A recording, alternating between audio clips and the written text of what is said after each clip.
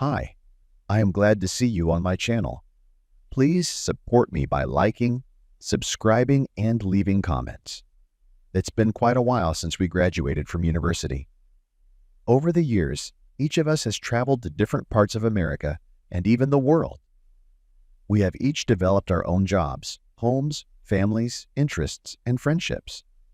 However, despite the distance, we have managed to maintain a close bond. Our shared memories of first love, first kiss, and first dates still hold a special place in our hearts. Looking back, I often wonder what led me to where I am today.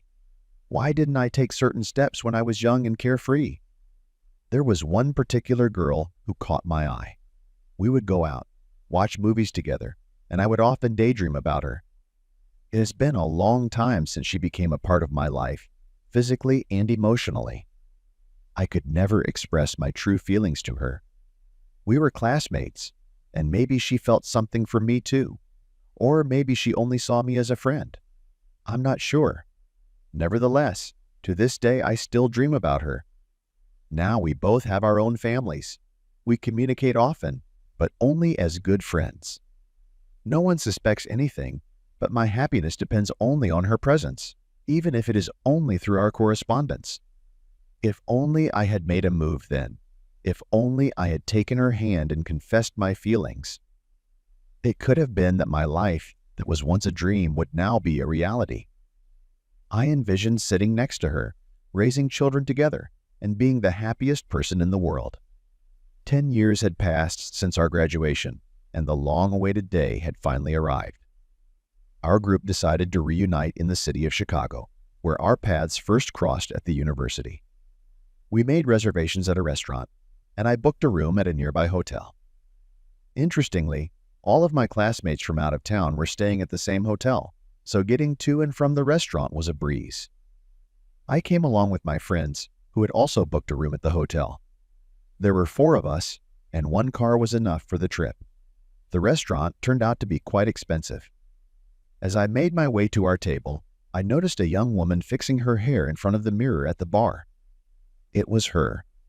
I froze in place, realizing that the upcoming evening was going to be difficult and unbearable. I wanted to leave immediately so I wouldn't have to face her again. "Do you want to leave the party for her too?"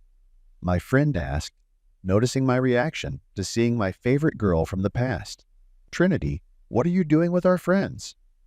My friend remarked, not giving me a break. At that moment, she glanced in my direction, smiled slightly, and joined the others at the table. Throughout the evening, I couldn't take my eyes off her. My heart beat faster with each passing moment.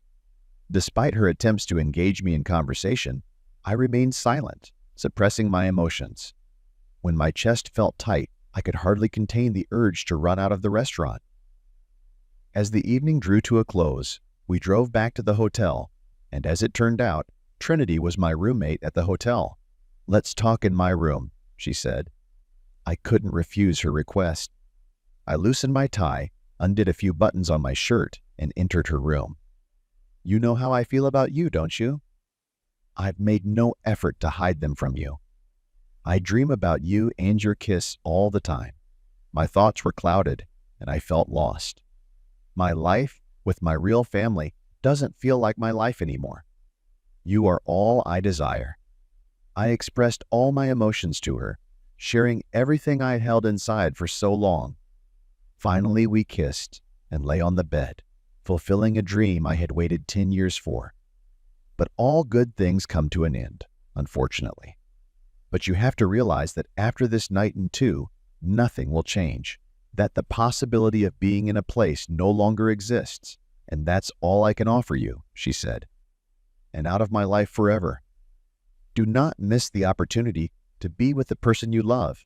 Life is only one, and you need to fulfill all your dreams and desires, so that then in old age was not offended for lost happiness.